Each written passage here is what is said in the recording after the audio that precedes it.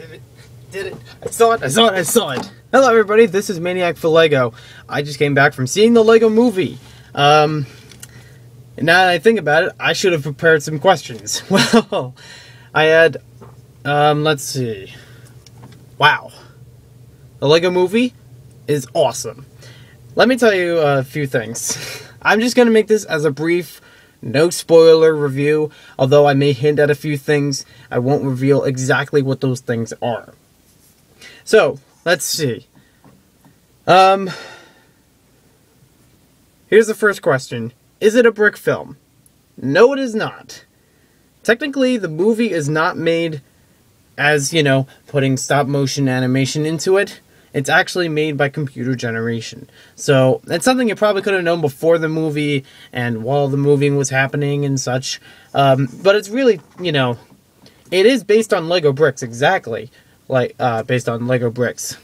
In fact, if you watch very closely, there is a hint of live action in the movie. I won't spoil where or what happens. I don't want to give that away, but I will tell you. It is computer generated. It is based on Lego sets. They actually, if you see some of the behind the scenes footage they have on YouTube, they do show tons and tons of Lego sets being assembled, put together in a large city, and they do show computer generated animations for all the characters, as well as some of the scenes. So, it's not technically a brick film, but it definitely leans towards brick films. They have a bunch of motions and a bunch of segments in there. For example, the rebrick competition, there are tons of entries that are used in the film in one specific part. They show them all at one time, and they're not shown as part of the action, technically, but they are part of the action. Basically shown on a big monitor. Okay, so it's a little bit of spoiler. They're shown on a big monitor where you can see, you know, other people's works. So it's really awesome to see those parts. I recognized them right away. I was like, wow, those are the cool things that people made. So, let's see, what else? They do hint at brick filming, not only because of that, but also because there are several segments where, they have like a miniature version of some scene happening, but they'll have in the background, they'll have, you know, human-made sound effects. And that also ties in with another secret of the movie, which I won't tell you, but they do have, like, you know, if I were to have let me grab something, like a car, okay? So we have something like a car, and it's driving around. So I'd make the sound like, you know, those kinds of sound effects are put into the movie. So, like, they have it with a pirate ship. I remember that. They have it twice, I think, with a pirate ship. And, wow. It's kind of cool to see that hinting of, you know, the semi-amateur things. They also have a few transitions, in different parts of the movie, like 5 hours later, 8.5 years later, 10 seconds later, things like that. They're really funny. I mean, funny just because they throw them in and, you know, right after something is said sometimes. And just in the circumstances of where they're placed, except for the first one. That's kind of more like part of the story, you know. The other ones are kind of comical. Just like you see them in SpongeBob, you know, where they just have different time cards appearing for different things. That kind of comedy with time cards, that's put into the movie with a bunch of these. Let's see. How was the ending? The ending was astounding. I was blown away. I did not expect it at all. And when you do expect it, you're completely thrown off. I mean, you focus on the movie, and you focus on the plot, and you focus on everything that's happening. But the ending, I will not tell you right now. Maybe I'll make a separate video for spoilers. The ending is... it's out of this world. It's mind-blowing. I mean, I've already talked about there might be some mind-blowing stuff just with what we already know about the movie before you go and see it.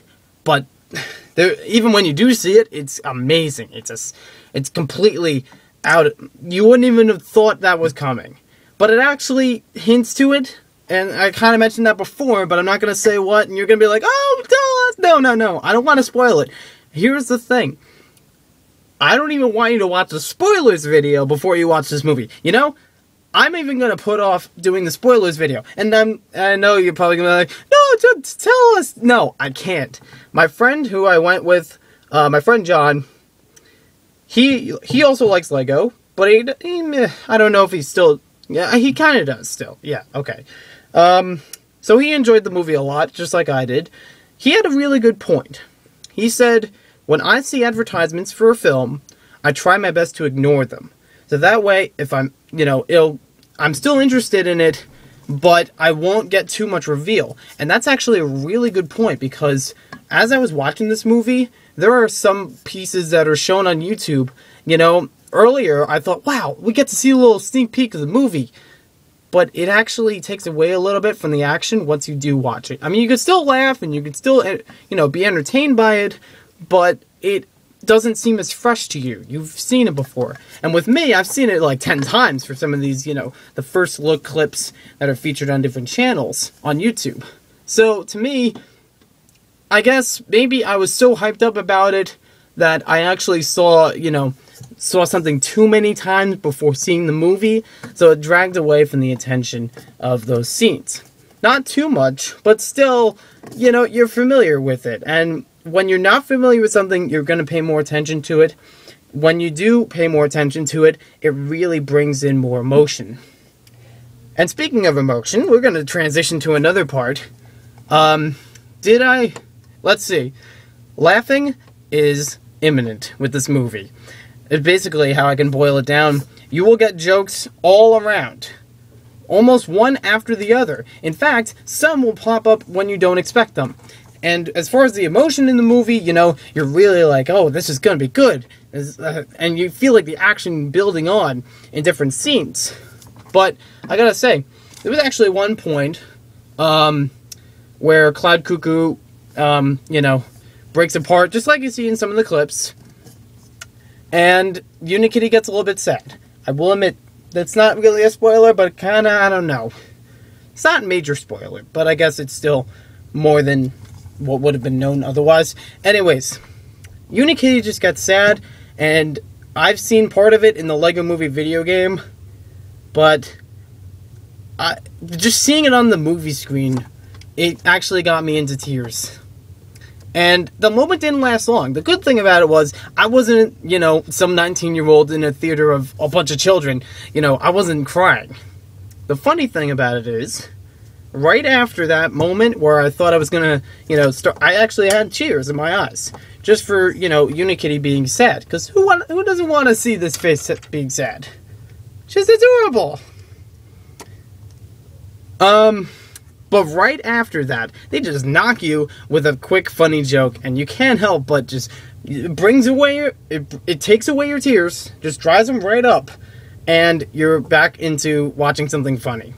So I actually enjoyed that kind of switch of emotions, but that's probably one of the few points where I actually like the motion moving really fast. Now we're going to segment to another point. This is actually something I didn't like so much about the movie. The action was very fast. Now I understand for an animation movie, or for a movie in general, you gotta have to work with, especially with an animation movie, it's gonna take a lot more time to make all the movements, the adjustments, the lighting, the sound effects, make it all work together. And they do an excellent job with that in this movie. In fact, it kind of makes me wonder if they could have made it a little bit longer in some points. Because some of it just seems like bang, bang, boom. The first scene of the movie, it comes in really, really dramatically, really well done, brings the emotion about that this is, and just like any other movie, it does this kind of thing where it's like, oh, we got a big, intense scene to grip the audience. That's something as old as Shakespeare. Where's my Shakespeare? There he is. As old as Shakespeare, as far as what do you call it? As far as movie and theatrical tactics, to captivate the audience. You can bring in a first scene that really grabs their attention, whether it's dramatic, whether it's epic, whether it's something else. And I'm no movie critic, but I definitely know that's a fact, with all different kinds of productions. But let me just say, that first segment was actually, it was intense. It was amazing. I was really looking forward to it, but it ended so very quickly. It ended as quickly as it started. It seemed like, I mean, for me, playing the Lego video game, it brought about a little bit more, but even if I was just thinking about it as just the movie and not relating it to the video game, which I hardly related what was going on in the movie to the video game. I was just thinking about the movie. But when you watch